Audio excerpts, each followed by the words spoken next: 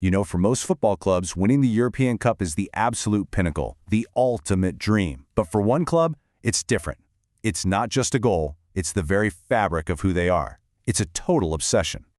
So you have to ask, how in the world did this happen? How did one single trophy come to define the entire history, the ambition, and really the soul of a club as massive as Real Madrid? Well, to figure that out, we've got to go all the way back to the beginning. All right, part 1. Forging the winning DNA. Our story kicks off in a pretty unlikely place. The aftermath of the Spanish Civil War, with a president whose vision would basically change football as we know it. This guy, Santiago Bernabéu, was a true visionary. He wasn't just content with rebuilding his club from the ground up. He had a much bigger idea. He pushed and pushed for a brand new tournament that would crown the one true champion of all of Europe. Think about that for a second. He wasn't just getting his team ready to play on the big stage. He was literally building the stage himself. Now, every great vision needs a hero to bring it to life. And for Bernabeu, that hero was Alfredo Di Stéfano. Long before we even had a name for it, this guy was the original total footballer. They called him the Blonde Arrow, and he was the engine of that entire team. He wasn't just a goal scorer, he was everywhere, defending, creating, leading. He basically invented the relentless win-at-all-costs mentality that became Madrid's trademark. And with Di Stéfano leading the way, the results were, well, immediate and just mind-blowing.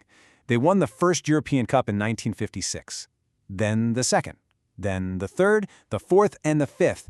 It all led to this legendary 1960 final where they just demolished Eintracht Frankfurt 7-3, in a game that people still say is the greatest ever played. 5 championships in a row. It's a record that's never been matched, and honestly, it probably never will be.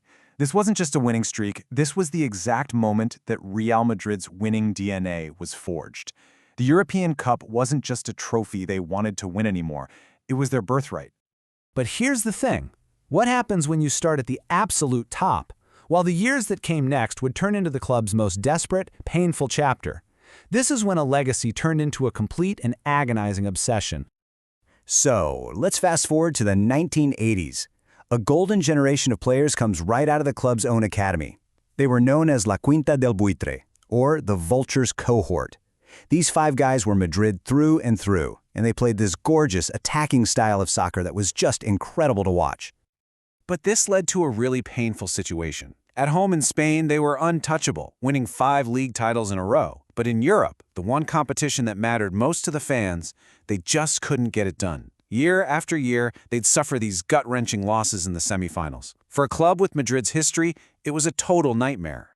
You see, after winning their 6th title way back in 1966, the European trophies just dried up for 32 years. Let that sink in. For any other team, that's a long wait. For Real Madrid, it was an eternity.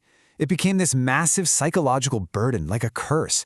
The trophy they helped create had turned into a ghost that haunted the entire stadium. But, you know what they say, every drought has to end. This next chapter is all about the moment the curse was finally broken, and the absolutely wild, star-studded era that came right after. The date was May 20th, 1998. Amsterdam. Real Madrid are the underdogs against a powerhouse Juventus team. But in the 66th minute, Predrag Mijatovic scrambles and pokes a loose ball into the net. 1 goal. That single goal didn't just win a game, it shattered a 32-year curse. They called it La Séptima, the 7th. It was finally theirs. And once that dam broke, the floodgates opened. A new president, Florentino Perez, came in with one of the craziest, most ambitious plans in sports history, the Galacticos policy. The idea was simple, but totally audacious. Every summer, we're going to sign the biggest football superstar on the entire planet. No exceptions.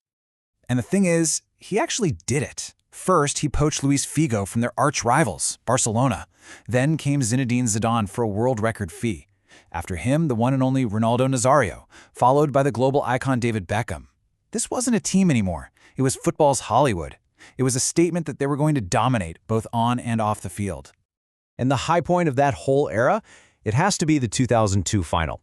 Roberto Carlos sends this high, looping cross to the edge of the box, and Zinedine Zidane just watches it drop out of the sky and hits this perfect, beautiful left-footed volley right into the top corner. It was a goal for the ages from an iconic team, and it won them La Novena, their 9th title.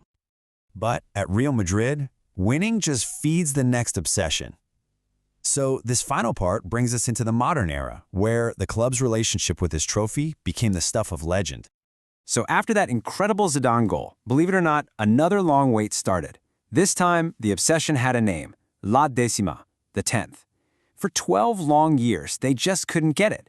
They even went through this humiliating stretch of being knocked out in the very first knockout round for 6 years in a row.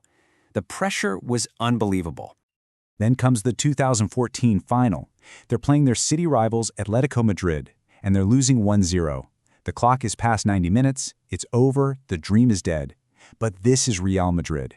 In the 93rd minute, at exactly 92 minutes and 48 seconds, a corner kick comes in, and Sergio Ramos just soars through the air and powers a header into the net. It was the goal that saved everything. La Décima was finally home.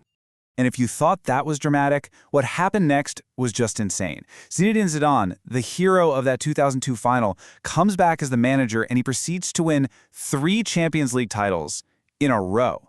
2016, 2017, 2018, a three-peat. It's something that just doesn't happen in the modern game. And even after that, the story kept going. In 2022, they had the most unbelievable run ever with these miraculous last-second comebacks against team after team. And then they went and won their 15th in 2024. It's just more proof that this winning DNA they have in Europe, it's real, and it seems like it's eternal. 15. Just look at that number.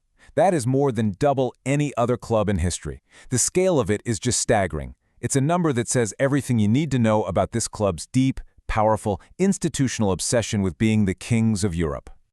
So, that brings us to the ultimate question, doesn't it? Is all of this incredible success just the product of a winning mentality that was forged back in the 1950s and has just been passed down ever since?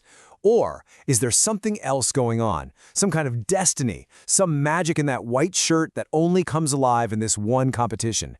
It's a question that football fans will probably be debating forever.